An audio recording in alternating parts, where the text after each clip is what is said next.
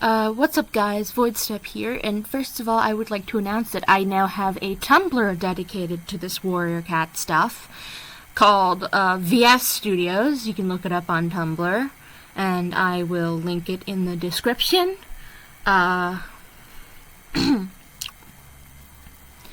So you can go check that out. That's where I'm going to have all of my, clan story stuff that I'm working on, like my custom clans and whatnot. I already have the basics of the clans put down there, as well as two of the characters, Robin Starr, leader of Cherry Clan, and Holly Ash, deputy of Cherry Clan. So you can go check them out there as well. But yeah, so today I'm going to be talking a bit about my gripes with some of the things in Warrior Cats. You know, just some things that I think should be changed or altered or just find stupid. So, first things first. I've always thought that the rule of medicine cats not being able to have mates was completely ridiculous. Like, oh yes, I get it. I mean, it could distract them from their job, but couldn't you say the same thing for the leader and deputy? Except the leader and deputy can have mates. Like, I get it, maybe the medicine cat is a bit more important, but still. I always had an issue with that, and I always thought that that was just a horrible rule, really, to prevent them from for not allowing them to have a mate is just insane. And yeah. I just always hated that. Another thing that I find stupid is the new additions to the Warrior Code. If you haven't seen it yet, basically now suddenly all the clans need to help each other out. They're no longer solely focused on helping their clan. And on one hand, I get it, you know, it's strength in numbers and it might lead to less fighting if they all work together, but at the same time, it's just not practical. Because the clans have their own territories. They should be focusing on their own clans rather than on everyone else. It's just not a practical addition to the code.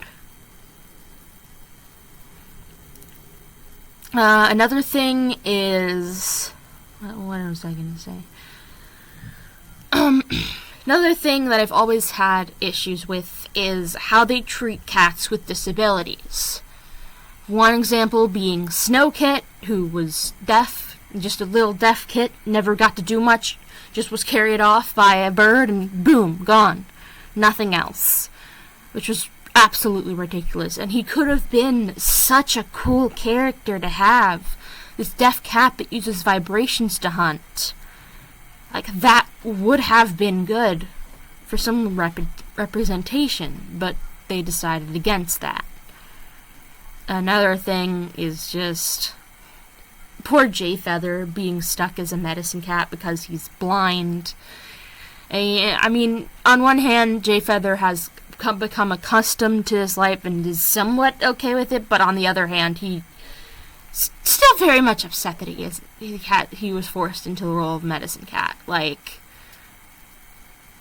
Cats shouldn't be forced into roles they don't want to play. They should be able to choose their own fucking destiny here. Especially with J-Feather. Poor J-Feather never even got a chance to show that he can still be a warrior. They're just nope, medicine cat, that's it. Yeah, there's that. And, what else? Another thing that I have issue with is how they handle Mapleshade's story. On one hand, yes, she was a bad cat in some ways, but on the other hand, she deserved better. The way they had all of the clan cats treat her was, I think... on one hand, I could see why they would act like that, but on the other hand, I think it was a bit too extreme. I felt like they could have had a little more empathy, especially for, you know, a cat with kits. And, Mapleshade was dealt such shitty cards, in light. And while I don't condone what she did, I still kind of understand why she did it. She was a grieving mother who just went fucking nuts. Again, that doesn't excuse it, but still, I can see why she went that way. And another thing that I don't like is how everyone seems to forget that Mapleshade did it because she loved her kids. It wasn't just like, oh, she's just an evil, heartless bitch. No. She did it because she was a grieving mother who lost her kids and blamed them for it. Well, I guess it was mostly her fault because she's the one that ended up deciding to cross the river and getting them drowned in the first place. It is also partially their fault for turning her down and turning her away and, I feel like she deserved better, even with everything.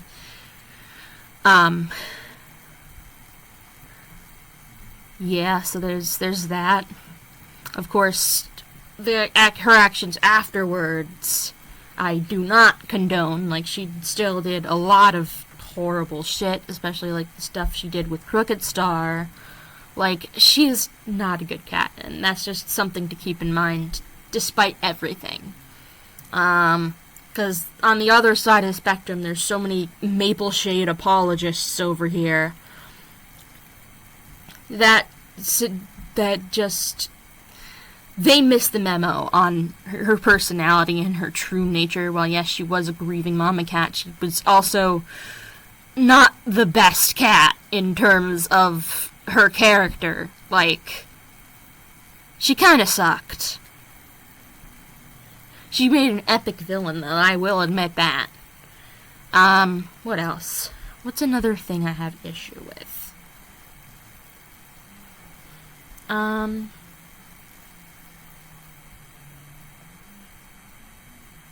Yeah, the Scourge thing. Scourge was a thing that happened just kind of, like, right out of left field. Like, Scourge is cool and all. I love Scourge, and I love the concept of Scourge, but I feel like it could have been, integrated into the story better. I feel like they could have done more, maybe did some more build-up. It just kind of happened, and I feel like they could have put a lot more effort into making it happen. A cool thing that I like is the AU where Ravenpaw becomes Scourge. I like that. I dig that.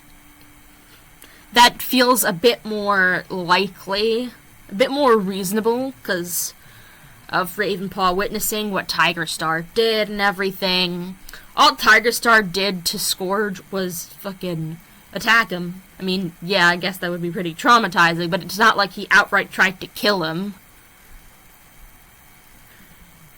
And it's not like he witnessed him killing someone. Like, I mean, what do you expect from wild forest cats? Especially if you're in their territory. They may attack you. But, yeah. I feel like Ravenpaw would have made a better choice to become Scourge. Another thing that I have never really liked is the stuff they did with Brambleclaw and making him an asshole towards Squirrelflight. This was something that happened that it didn't feel true to Brambleclaw's character.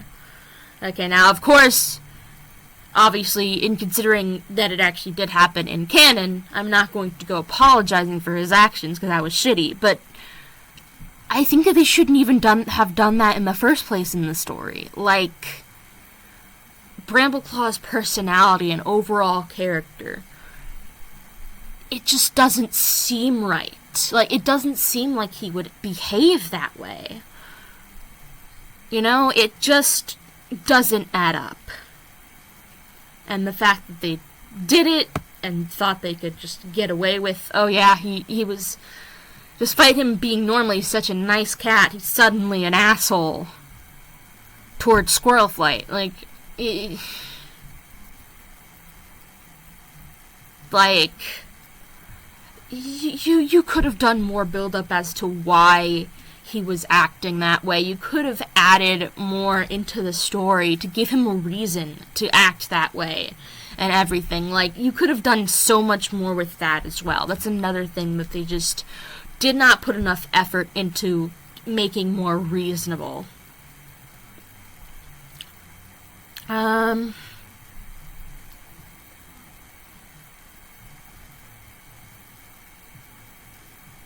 also always thought that the whole Dark Tale is One Whisker's kid thing, and that whole story is... It's okay, but I actually like the AU where he scourges kid better. It feels a bit more fitting to me, especially in terms of, like, coloration and stuff. I'm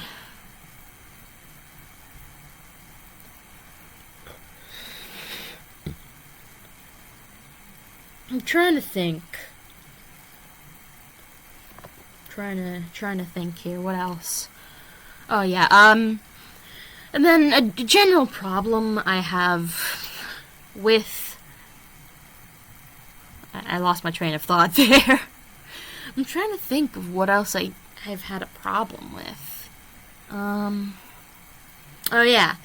In case you didn't know, there also seems to be a common theme of some really bad age gaps in relationships with the cats. Like, even so much as former apprentices being romantic with their mentors. Yeah, I've heard some. I haven't read into all of the books. I'm still catching up on some, and like I know bits and pieces. Like, I know a lot of things, but there's, like, a lot of things on the side that I don't know. And this is just something that I've heard about, but I haven't really heard the details about. But just thinking about that makes my skin crawl. Like, what the fuck? What the actual fuck? It's not okay. And then there's the shit going on with Ashfur. That's actually something that's, like, so cool. Ashfur's such a fantastic villain. Like, shitty person, but amazing villain. Same thing goes for, it's like with Mapleshade. Some people ship Mapleshade and Ashfur, I think that's funny. I've always been more of a Hawk-Ash shipper. yeah. What else was I gonna say?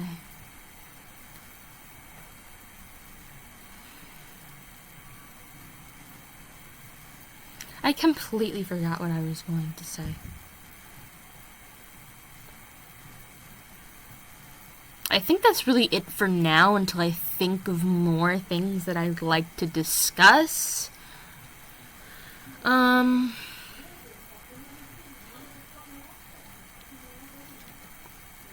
Yeah. That's really it. I'll talk about more stuff next time. Maybe more positive things next time instead of negative. I think that would be better for next time. So, yeah. See you guys later.